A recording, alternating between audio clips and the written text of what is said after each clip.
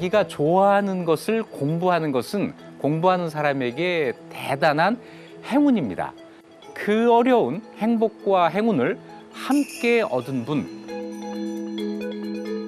극지연구소의 이원영 박사님을 모시겠습니다. 자, 어서 오세요. 안녕하세요. 안녕하세요. 안녕하세요. 저는 극지연구소에서 동물의 행동을 연구하고 있는 이원영입니다.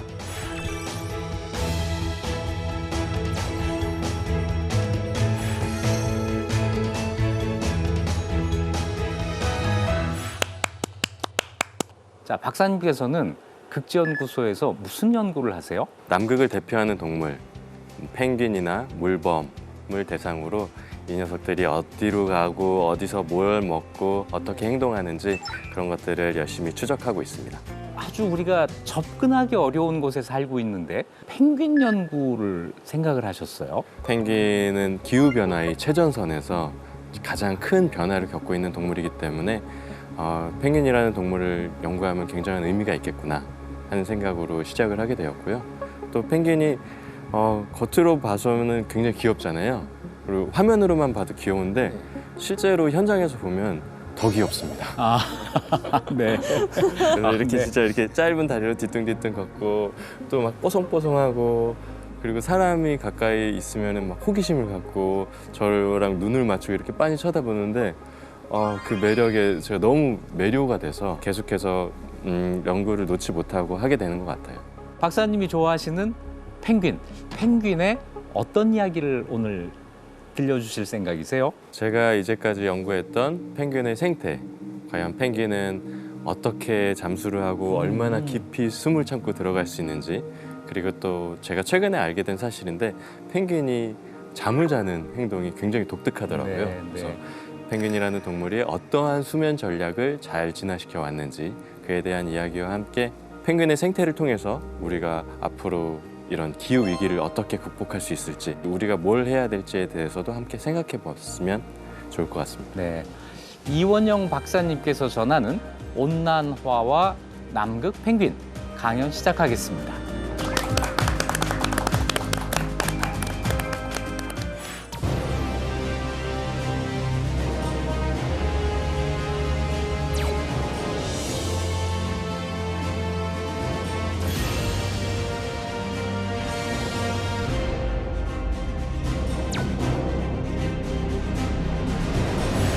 세종과학기지 남서쪽으로 약 2km 떨어진 지역으로 가면 펭귄 마을이라고 불리는 지역이 있습니다. 이곳은 말 그대로 펭귄들이 모여 사는 지역인데요. 펭귄이 약 5천 쌍, 합하면 한 10,000마리 정도 되죠. 그 5천 쌍들이 남극의 여름 시즌에 와서 알을 낳고 새끼를 품고 하는 지역이에요. 공식적인 명칭은 나레프스키 포인트라고 하는데요. 한국에서 이곳을 남극 특별보호구역으로 지정을 해서 2009년부터 지금까지 계속해서 관리를 해오고 있습니다.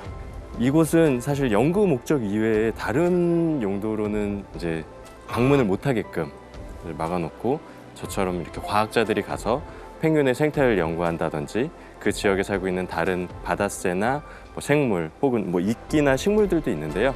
그런 걸 연구하시는 분들이 가서 이곳의 과학적인 가치가 어떤지, 생물학적인 변화상이 어떤지를 연구를 해오고 있습니다. 그런데 최근에 발생하고 있는 여러 가지 온난화와 기후 위기가 펭귄의 생태에 큰 영향을 끼치고 있다고 하는데요. 저희 쪽에서 연구하고 있는 이 남극 특별보호구역에도 그러한 영향이 있는지 그런 것들도 사람들이 관심 있게 지금 지켜보고 있고요. 그리고 펭귄 중에서도 특히 남극 크릴이라고 하는 먹이를 먹는 아델리 펭귄, 턱근 펭귄은 최근에 굉장히 변동성이 심하다고 알려져 있거든요. 그래서 이 턱근 펭귄과 아델리 펭귄이 얼마나 큰 영향을 받고 있는지를 과학적인 연구를 통해서 여러 가지 이제 보고서를 작성을 하고 있습니다. 나중에 이 결과들을 보고 펭귄이 얼마나 큰 위기에 빠졌는지, 그럼 앞으로 어떻게 더 보호 정책을 펼쳐야 하는지 이런 것들을 알 수가 있겠죠. 펭귄들이 박사님은 좀 좋아하세요? 아니요, 저를 굉장히 싫어하는 편일 것 같아요. 왜요? 제 의도와는 다르게 제가 주로 하는 일이 그 펭귄 서식지 안으로 들어가서 뭐 장비를 부착하고 포획을 했다가 놓아주고 그런 일이거든요. 일반적인 북반구에 있는 야생동물들은 인간을 보면 사실 도망가는 애들이 많습니다. 왜냐면 인간이 잠재적인 포식자거든요. 하지만 남극에 있는 펭귄들은 지난 뭐 수십만 년, 수백만 년 동안 한 번도 인간을 본 적이 없을 거예요. 그러다 최근 한 200년 사이에 저 같은 연구자들이 가서 하다 보니까 별로 경계심도 없고요. 오히려 가까이 다가가면 이길 수 있다고 생각하는 것 같아요. 그래서 막 공격하려고 막 달려듭니다. 그래서 그런 습성을 이용하면 이렇게 얼굴만 싹 가려주면 이제 보이는 게 없으니까 조금 잠잠해지거든요. 그럴 때 잠시 데려다가 뭐 이렇게 연구를 하는 거죠. 근데 펭귄 닮으신 것 같아요, 박사님. 네. 그런 펭귄 말씀 닮았다는 많이 얘기를 종종 듣는데 좀 닮아가는 것 같아요. 박사님, 무엇 때문에 펭귄에게 부착하는 건가요? 그런 장비들. 아. 어떤 용도로? 펭귄은 사실 물 밖에서 만날 수 있는 시간이 많지가 않아요. 펭귄의 시간을 전체를 100이라고 봤을 때 이 녀석들은 한 80 정도의 시간을 물속에서만 보내는 완전 수중 생물에 가깝기 때문에 펭귄을 연구하기 위해서는 얼마나 깊이 잠수하는지, 그래서 수압계를 측정해야 되고요. 그리고 또 어디에 가서 먹이 활동을 하는지 그 위치를 측정할 수 있는 장비를 같이 달아줍니다. 처음에는 사람들이 펭귄 커봤자 요 정도밖에 안 되니까 물속에서 얼마나 깊이 잠수하겠어, 뭐 기껏 해봤자 수십 미터겠지라고 생각을 했어요. 왜냐면 보통 인간이 들어갈 수 있는 깊이가 기껏해야 한 5미터를 넘지는 않거든요. 그 제주 해녀분들이 보통 들어가는 깊이대가 5미터에서 10미터, 그리고 스쿠버 다이빙, 이렇게 장비를 들고 인간이 들어가도 30미터 이상을 사실 들어가기가 굉장히 어려워요. 맞아요. 왜냐면 굉장한 물기둥이 머리 위에서 자기를 짓누르고 있기 때문에 그 기압이 10m만큼 들어갈 때마다 1기압씩 증가하거든요. 근데 사람들이 이 잠수 깊이를 측정하기 위해서 수심 기록계를 달아줘 봤더니 황제 펭귄은 최대한 600m, 600m까지. 그리고 제가 연구하는 젠투 펭귄이나 턱건 펭귄은 최대한 200m까지 잠수한다는 걸 알게 됐습니다. 꽤 깊이 어떡해. 들어가네요. 어떻게 견디는 거예요? 아마도 펭귄들은 그러한 압력을 견디게끔 생리적으로 잘 적응을 해온 것 같고요. 또 우리가 스쿠버 다이빙을 할 때는 그 부력을 이기기 위해서 이게 납덩어리 같은 거를 배에 이렇게 잔뜩 달고 가거든요. 그렇지만 펭귄은 뼈가 아주 단단하고 오밀조밀하게 되어 있습니다. 그래서 그 통뼈라고 하죠. 그래서 그 통뼈로 되어 있기 때문에 아마도 잠수를 잘 쉽게 할 수 있는 것 같아요. 그리고 최대 숨을 30분 가까이도 참을 수 있으니까 그런 무산소 상태에서 좀 활동을 할 수 있게끔, 호흡을 할 수 있게끔 여러 가지 생리적인 기작들이 잘 발달이 되어 있습니다. 아니, 그 정도면 100 중에 80을 물속에서 살고 또 그만큼 헤엄도 잘 치고 물속에서 살아남을 수 있으면 조류가 아니라 어류여야 되는 거 아니에요? 실제로 남극 탐험을 했던 초창기 사람들은 이 녀석들이 어류나 포유류가 아닐까? 이렇게도 생각을 했다고 해요. 근데 펭귄은 조상을 거슬러 올라가다 보면 뉴질랜드 해안 쪽에서 약 6천만 년 전에 그 자이언트 펭귄이라고 하는 거대한 잠수에 특화된 조류였는데 그때부터 아마도 그 하늘을 나는 대신에 물속으로 들어가자라고 판단을 했던 것 같습니다. 그렇게 되면 굳이 이 하늘에서 경쟁을 하지 않아도 되고 물속은 어떻게 보면 무주공산이잖아요. 블루오션이었구나. 예, 유일하게 펭귄만 날개를 이용해서 추진력을 얻어서 헤엄을 치는 그런 동물이 됩니다. 그럼 그 박사님, 펭귄들은 보통 이제 바다에서 먹이를 먹고 다시 육지로 들어오잖아요. 네. 그럼 한 번 먹을 때 주로 얼마나 많이 먹어요? 새끼들을 키우는 기간, 즉 육아 기간에는 자기 몸무게의 한 절반 가까이를 먹어요. 그래서 제가 연구했던 젠투 펭귄은 약 몸무게가 4kg 정도 나가는데 나갔다가 돌아오면 평균적으로 한 6kg 정도로 이렇게 배가 이렇게 나와 있습니다. 그래서 이렇게 돌아올 때 보면 이 녀석이 얼마나 먹었는지 배가 실룩실룩하는 걸 보면서 알 수가 있을 정도로 그러니까 위가 굉장히 탄력성이 있기 때문에 이게 배 밑으로 이렇게 내려오고요. 뱃속에다 잔뜩 물고기나 크릴 같은 거를 담아왔다가 이제 다시 돌아와서 새끼들이 계속 먹이를 달라고 조르면 그걸 조금씩 소분해서 우와. 토해서 먹이는 거죠. 소분까지 해서요? 네, 한꺼번에 이걸 다 뱉어주면 새끼들이 다 먹을 수 없으니까 그러니까 둘만의 어떤 소통 방식이 있습니다.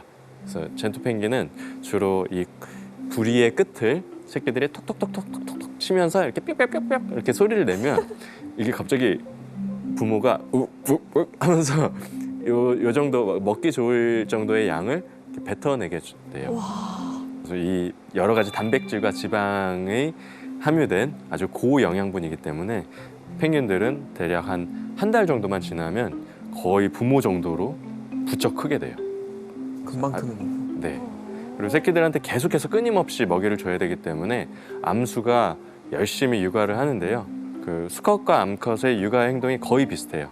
알을 낳는 건 암컷이지만 그 다음부터 번갈아 가면서 계속 알을 품고 새끼가 태어나면 그때부터는 거의 한 10시간 정도의 주기로 나갔다 들어왔다를 하면서 먹이 활동을 하고요. 어디로 가면 먹이가 많은지도 알고 있는 것 같아요. 그래서 세종과학기지 근처에 사는 펭귄들은 대략 남쪽으로 한 40km에서 60km 떨어진 지역으로 가서 먹이 활동을 하고 돌아오는 걸 알 수 있었고요. 얘네들은 이렇게 어떤 데에 가면 크릴이 많은지를 서로 알기 위해서 서로 이렇게 소통도 하면서 물에서 이렇게 소리도 내요. 왁! 왁! 이런 소리를 내면서 너 일로 와. 뭐, 여기 가면 먹이가 있는 것 같아. 이런 식으로 의사소통을 하는 것 같습니다. 서로 약간 맛집을 알려주는, 공유해주는. 야, 저기 압구정거든 가면 거기 진짜 맛있는 갈비집 있어. 막 약간 맛집 알려주는. 그래, 거면서. 내일 갈게. 그리고 특히 혼자 다니다가 먹이를 찾을 때도 있는데 근데 만약에 그렇게 돌아다니다 잘 못 찾으면 이제 합류를 합니다. 그룹에. 무리를 지어서 하면 먹이를 찾을 확률이 더 높아지고요. 그러면은 물론 뭐 여럿이서 친구들끼리 먹이를 나누긴 해야 되지만 크릴은 보통 떼로 존재하기 때문에 좀 나누더라도 자기한테 떨어지는 몫이 많아서 아마 그렇게 하는 게 아닐까. 그리고 그렇게 정보를 나눴을 때 실제로 자기에게 떨어지는 이득이 더 많기 때문에 그런 게 아닐까 싶기도 하고요. 네, 아주 공동 생활에 익숙해져 있는 것 같으네요. 예. 그런데 펭귄이 그 새끼를 키울 때 엄마 아빠가 함께 육아를 한다. 이거 정말 우리 한국 사람들이 배워야 될 점이기도 한데요. 네. 그런데 가끔 나갔다가 어느 한쪽이 못 돌아오는 수도 있잖아요. 네, 근데 맞습니다. 그때 특히 걱정되는 거는 엄마 펭귄이 못 돌아오면 이건 좀 새끼 펭귄이 남아있을 때는 좀 심각한 문제가 되는 거 아니에요? 황제 펭귄은 보통 암컷이 알을 낳으면 바로 수컷에게 건네줍니다. 그럼 수컷은 이 발등에다가 알을 놔두고 약 한 2달 정도 품어줘요. 그리고 딱 2달 정도가 지나면 암컷이 또 그 타이밍을 기가 막히게 알고 돌아옵니다. 뱃속에다 잔뜩 먹이를 담아서 이제 돌아오는 거죠. 그러고 나서 이제 교대를 해주고 이제 교대가 되면서 이제 새끼에게 이제 계속해서 또 먹이를 주고 그 사이엔 또 수컷이 나가는데요. 이 돌아오는 타이밍이 가끔 늦을 때가 있대요. 근데 그렇게 되면 이미 새끼는 태어났고 또 수컷은 2달 동안 계속 단식을 하면서 아무것도 못 먹고 알을 품어야 되니까 몸무게는 줄어 있고 그래서 정말 애같하게 기다리고 있겠죠. 근데 그러다가 암컷이 또 안 오면 이 식도에서 커드라고 하는 단백질이 분비되는데요. 이게 일종의 펭귄 밀크라고 부르기도 합니다. 약간 우유 같은 성분이 나오는데 그걸 조금씩 뱉어서 새끼에게 먹여주는 거죠. 좀만 기다려, 엄마 곧 올 거야 이러면서 비상식이네요. 예, 비상식량으로 이렇게 줍니다. 그래서 한 2, 3일 정도는 좀 버틸 수 있다고 해요. 암컷이 조금 늦더라도 그렇게 기다려주는 거죠.